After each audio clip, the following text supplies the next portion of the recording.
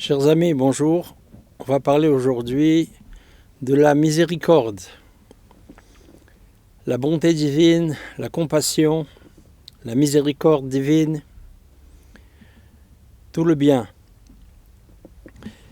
Quand les Bnei Israël sont descendus en Égypte pour aller acheter du blé, de la nourriture, Yaakov a béni ses enfants.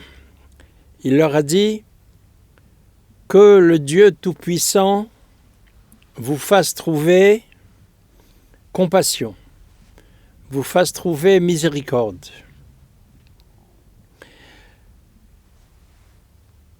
Donc, qu'est-ce qu'il a voulu dire? Le premier sens, c'est que Dieu va nous envoyer sa miséricorde. Très bien. Mais en fait, vous fasse trouver compassion, ça veut dire que Dieu va nous accorder la compassion, qu'elle soit entre nos mains. Ça veut dire qu'il nous confie la miséricorde, qu'elle soit entre nos mains. Qu'est-ce que ça veut dire? Quand Dieu est miséricordieux, c'est sûr, tout ce que fait Dieu, c'est uniquement pour le bien. Mais chez lui, il se peut qu'une maladie très grave, ce soit pour notre bien, Dieu préserve, ce soit pour notre bien. Il se peut que quelqu'un qui perd de l'argent ou une autre tuile qui lui tombe sur la tête, c'est pour son bien.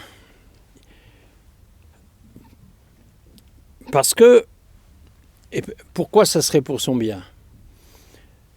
Prenons par exemple quelqu'un que Dieu sait très bien que si cette personne va là où elle veut aller, elle va se dépêcher et elle va risquer un très grave accident. Et donc, Dieu veut retenir cette personne. Mais elle est extrêmement pressée. Et une seule chose qui pourra retenir cette personne, c'est si quelqu'un, par exemple, lui donne une bonne gifle, alors à ce moment-là, ça va retenir cette personne. On ne peut pas dire qu'une gifle, c'est bien. Mais grâce à cette gifle, il va voir la vie sauve. Parce que c'était la seule façon de le retenir, de le calmer, pour qu'il n'arrive pas à cet accident qui était prévu pour lui. Donc, chez Dieu, même une chose difficile, c'est pour notre bien. Pareil pour une maladie. Donc, c'est sûr que tout ce que fait Dieu, c'est pour notre bien. Mais, des fois, ça peut s'habiller dans des choses qui sont difficiles à vivre. Donc, qu'est-ce qu'on demande? Qu'est-ce que Yaakov Avinu a voulu dire à ses enfants? Tout le monde sait que tout ce que Dieu fait, c'est pour le bien. Il a voulu dire qu'il les a bénis, que Dieu donne dans votre main la miséricorde. Et quand la miséricorde, elle est dans notre main, alors nous, on a pitié de nous, comme quelqu'un qui a pitié de soi-même, de la meilleure façon pour nous. C'est-à-dire, si nous, on avait les possibilités d'être miséricordieux envers nous-mêmes et envers les autres, alors chez nous, la miséricorde, c'est au premier sens du terme. Ça veut dire que ça soit bien, que ça soit bon, qu'il n'y ait pas de gifle, qu'il n'y ait pas de coups, qu'il n'y ait pas de surprise, qu'il n'y ait pas de maladie. Chez nous, la miséricorde, c'est que le malade y guérit. Chez nous, la miséricorde, c'est que celui qui a besoin d'argent, il trouve de l'argent. Et c'est en ça que Yaakov Avinu les a bénis. Mais Rabbi Nathan s'arrête là. Donc, je continue un petit peu. On demande que Dieu nous confie la compassion, afin qu'elle soit sous notre contrôle, Parce qu'on ne comprend pas la miséricorde divine. Et si c'est la maladie qui va nous sauver d'autre chose, alors la maladie elle-même, on ne la supporte pas. Donc, la miséricorde divine, on ne la comprend pas. On veut une miséricorde qui soit entre notre main. Et chez nous, la miséricorde, c'est guérir, c'est être content, c'est être heureux, c'est ne pas avoir de problème. Mais donc, Rabbi Nathan pose une question. Tout ce que fait Dieu, c'est pour le bien. Et donc, c'est sûr que quand quelqu'un a besoin d'argent et Dieu ne lui envoie pas cet argent, parce que ça va le sauver de quelque chose encore plus grave, que si Dieu lui avait envoyé cet argent qu'il a besoin, alors il aurait eu un problème plus grave.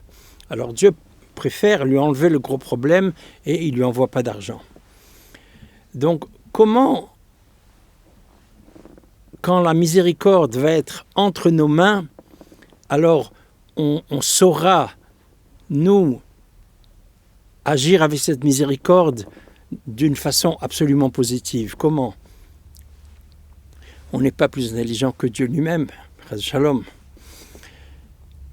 Pour expliquer ça, Rabbi Nachman explique qu'il y a deux niveaux de miséricorde. Il y a la miséricorde simple, c'est un premier niveau, et il y a la miséricorde suprême. Et la miséricorde suprême, elle est illimitée.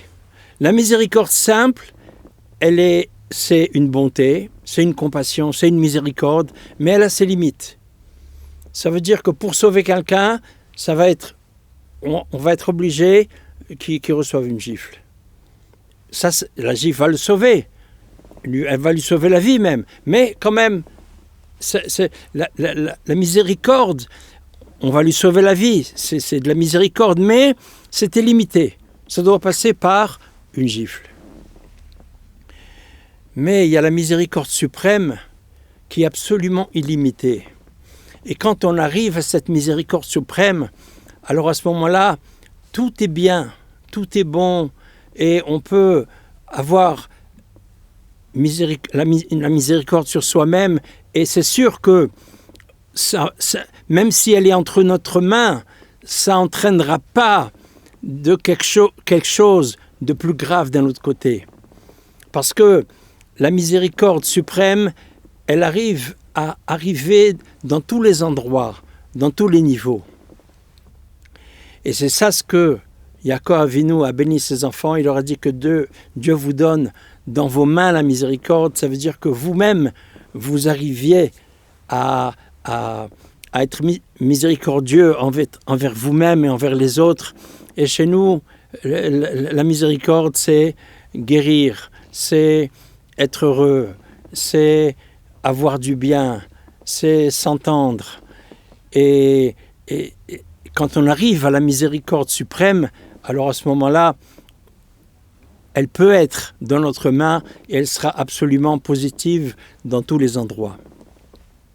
Et Rabbi Nathan nous dit que cette miséricorde suprême, elle apparaît le jour de Shabbat. C'est pour ça que par le plaisir de Shabbat aussi nous donne un héritage sans limite. Cette miséricorde aussi, elle est sans limite.